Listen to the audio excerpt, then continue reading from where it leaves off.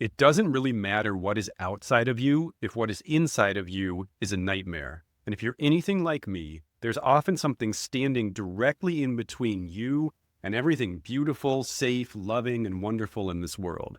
And that thing is your own mind. I saw a post on a therapist discussion board recently that got a lot of traction, and I'm paraphrasing it. I don't remember the exact wording, but it was something along the lines of, I am becoming more and more convinced that depression and anxiety are nothing more than appropriate reactions to brokenness. And I do think that this is often the case. And I do happen to agree that society is pretty spectacularly broken in general. But I still think that statement is a dramatic oversimplification that doesn't capture the full experience of depression for everybody, which I think is often very multifaceted or multifactorial. And I think that my own life is a pretty strong counter argument to that position. What I mean by that is, I think that I have probably been struggling with depression my entire life. And I mean that literally. I'm talking from infancy. I obviously do not remember being a baby, but I do have my baby book. And let me tell you, it reads like a supervillain origin story. I apparently was never happy. I refused to eat for the most part, other than once I was about 1 year old. The only thing I would eat apparently was like tuna and peas out of an ice cream cone. Don't ask me why. I don't recall this, but I've been told multiple times it is true. I probably have mercury poisoning. Maybe that's why I am the way I am. But I didn't eat, I didn't sleep, and I apparently just cried pretty much all the time. And I don't know why that was, but clearly I wasn't exactly like born a happy camper. One of my first memories, I think I was about 5 years old in this story, is my dad would always go for a jog in the morning. We were in this kind of rural area. And for some reason, one morning I decided I didn't want him to go. And he went, and I waited until nobody was looking. I snuck out the door and I tried to follow him. And he was already out of sight. So I just started running. And I just remember sobbing the entire time. And the thing is, there was really nothing going on that would explain that. My parents weren't divorced. My dad was there every single day. So it's not like I was seeing him once a month or something, and this was some super special thing. I just suddenly felt this intense grip of sadness on my heart and decided that the thing I needed was for him to be there. And I don't know why that was the thing. And that is the type of thing that I've experienced over and over and over again, which is this incredibly crushing feeling of sadness, but also this idea that if this thing were just true or different or whatever, you wouldn't feel this way anymore. And that's not because the world is broken. That's a contributing factor for sure. But when I was a baby or 5 years old, I didn't know how society was. I didn't know that we live in an unjust world that beats people down. I had no awareness of any of that. Keep in mind, I'm 42 years old. We didn't have the internet when I was a kid. In fact, for a lot of my childhood, we didn't have a TV. So it's not like I was absorbing all this like horrible news and stuff like that. I didn't have any factual reason to think I was living in a messed up world. In fact, the place that I grew up in was very beautiful and idyllic, and I was outside all the time. I saw beauty everywhere, and I still just constantly had this feeling. I don't need any help from the world to be depressed. The world does help me be depressed, don't get me wrong, but I can be miserable when things are great. I try not to be, but it doesn't always work. I don't intend for this piece of content to remain as bleak as it has started, although I do want to give you a disclaimer. I'm going to share a little bit more about my own thoughts and feelings and also my own background in this video. I guess I've probably already made that clear. Thankfully, I have learned a mix of philosophies and coping strategies over my 42 years of being here that most of the time prevent me from being reduced to a sobbing mass in the corner. And what I'm going to share with you today is definitely more in the general philosophy realm than in the specific coping skills realm, although there are some specific coping skills that can branch off of this.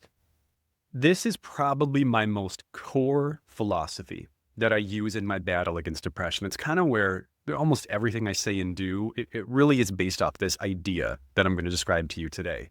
And I'm going to explain it to you with a metaphor. That metaphor is going to require me to tell you just a little bit about my childhood. So we spent a good chunk of time in my childhood in this very, very remote cabin. And this cabin was on a peninsula between two different bodies of water. So it's a long winding road and there's one way in, one way out. Like if you go much farther beyond this cabin on the road, it just ends. It just terminates at a house and then there's just water.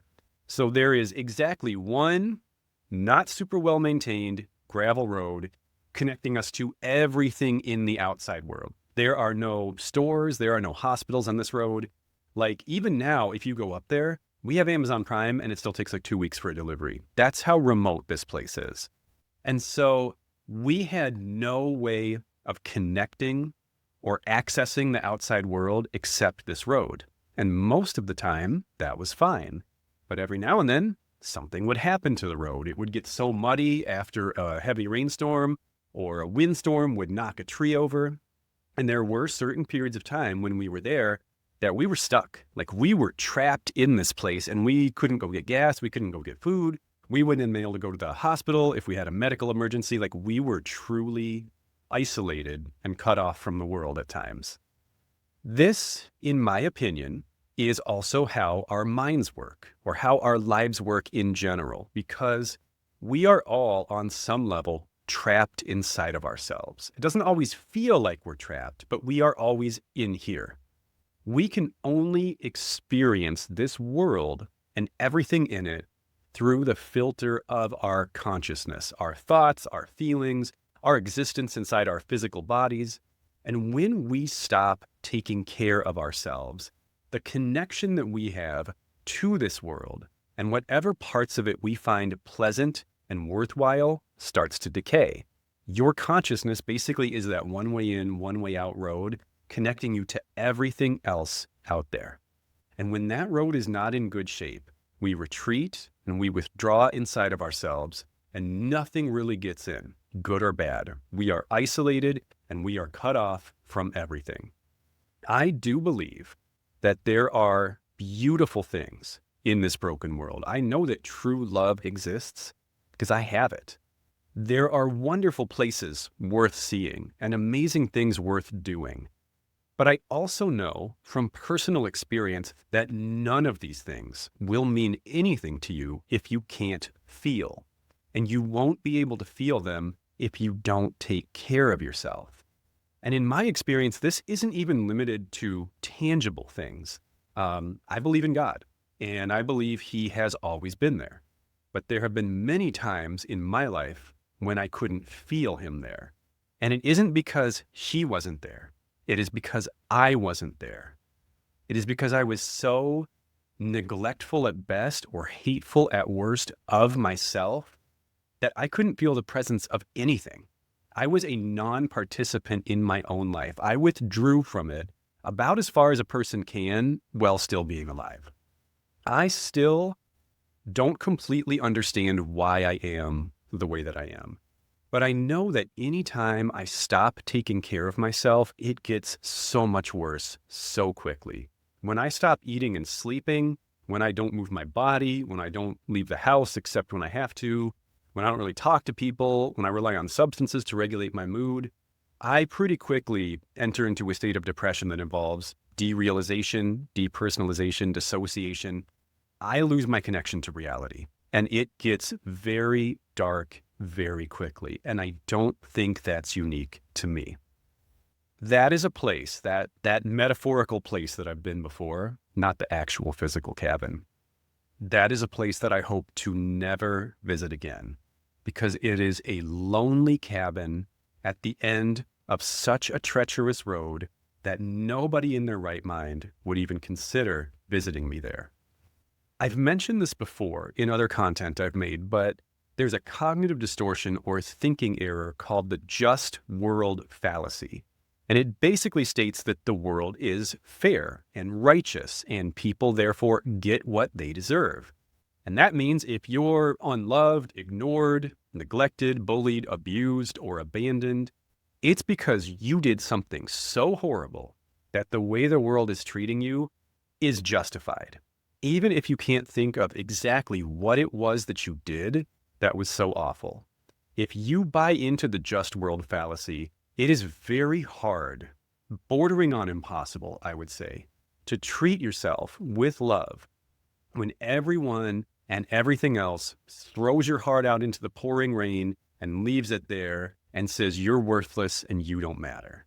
But when you start to treat yourself with contempt instead of love and kindness and compassion, and you refuse to meet your own basic human needs because you don't feel like you deserve them, your road to anything good left in this world becomes blocked. And it doesn't matter what you find out there because it can't get in here and it won't do anything. I think that my job, my most important job in this life, is to maintain my road. And if anything I've said to you today hits home, maybe that's your job too. I can't control what happens out there. I can't. I'm one guy. The best I can do is to make sure that I am accessible to the few good things in this world that might try to find me, because those will be the reasons that I keep going. That's basically what I've spent the past 20 years of my life doing. And while it certainly hasn't been perfect and never will be, it's been better than I ever thought possible. There was a significant chunk of my life when I didn't even expect to live this long. So I am still ahead of a lot of my projections, even on my worst days. If you are not sure what it means to take care of yourself, I've made a lot of other content about this before. I will briefly summarize it here because it's a lot to ask to be like, go dig through all my other stuff. But it basically means taking care of your physical, mental, and spiritual health. Some of the variables involved in that might look a little bit different from person to person. But if you're familiar at all with Maslow's hierarchy of needs, it basically just means like meeting your physiological needs, meeting your emotional needs, meeting your spiritual needs. Like on some level, I think you know what you need. And when we're in that dark place, we often withhold those needs from ourselves. The world might be withholding them from us too. But we double down and say, yeah, you're right, world. I don't deserve any of that. I'm just going to cut myself off from everything good. I'm not going to, sleep, or I'll sleep too much. I either won't eat or I'll eat too much. I'm just going to bed rot. I'm just going to wither here. I'm not going to do anything that might help me feel better. And it's just going to keep you stuck. It's going to keep you cut off and isolated from anything out there that might be that spark or that thing you need to start to turn this thing around. So again, I know I've been kind of hitting this metaphor pretty hard today. Take care of that road. Take care of the things connecting you to the rest of the world. If you try to solve an internal problem with external solutions, it won't work. It's not going to happen. It won't connect to anything inside your heart if it can't get in, because everything is blocked because you have withdrawn from the world. I've tried it. I've experimented with that pretty thoroughly, and that is my conclusion. Now, before I go, I do want to tell you about something I wish I knew about during my darkest times, because I do think it would have helped me a lot. As I mentioned a couple times, one of the most important ways for us to take care of ourselves is to make sure we stay nourished and hydrated. And one of the most effective ways to meet your basic nutritional needs when your motivation and your energy are extremely limited is to consume nutritionally complete foods that require as little preparation as possible. No matter how bad things get for me these days, I make it a point to never skip meals, because I know that doing so will just send me further and further down that spiral. When I don't have the time or the energy, or sometimes even just the desire to prepare or eat anything, I often turn to the sponsor of today's video, Huel Black Edition Powder, which is a nutritionally complete, drinkable meal. You just mix 1 or 2 scoops of the powder with some water. You don't even need some fancy liquid like almond milk, literally just water. And you shake it up in a shaker, and then you've got a full meal ready to drink. You can go from not even having food ready to like being done with your meal literally 3 minutes, which sometimes is what you need. If any of you have ever been in that pit of depression where it feels like someone turned up the gravity of Earth to about 3 times what it normally is, and thinking in complete sentences feels like advanced calculus, then I don't need to explain to you what a blessing it is to be able to get all the nutrients your mind and body need with minimal possible effort. I always keep some on hand for those days or weeks when I just don't have it in me to do anything beyond the bare minimum for what's required of me to continue to exist. In fact, I had some for lunch today.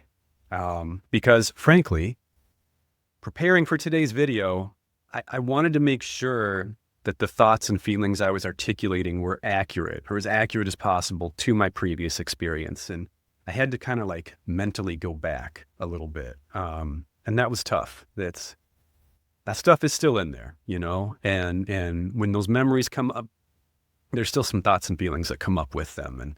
And it's difficult for me to even really think that was once my life. And I know for some of you it is life right now, and that's very real. If you want to check out Huel, I will leave a link in the description and a QR code on the screen. Either of them will get you 15% off if you're a new customer. This was different today, I know. This was less strategic, less specific, more personal. Let me know. Let me know if this is something that's beneficial for you guys, or if this is a little too different from what I normally do. This channel exists for you guys. It's not for me to feed my ego or anything like that. I'm just a struggling person trying to help other struggling people. That's all this has ever been about. That's all it ever will be about. So let me know if this is beneficial, or if you like, please don't ever do that again. That was terrible. I'll receive that if that's the case. Take care, and I'll see you guys later.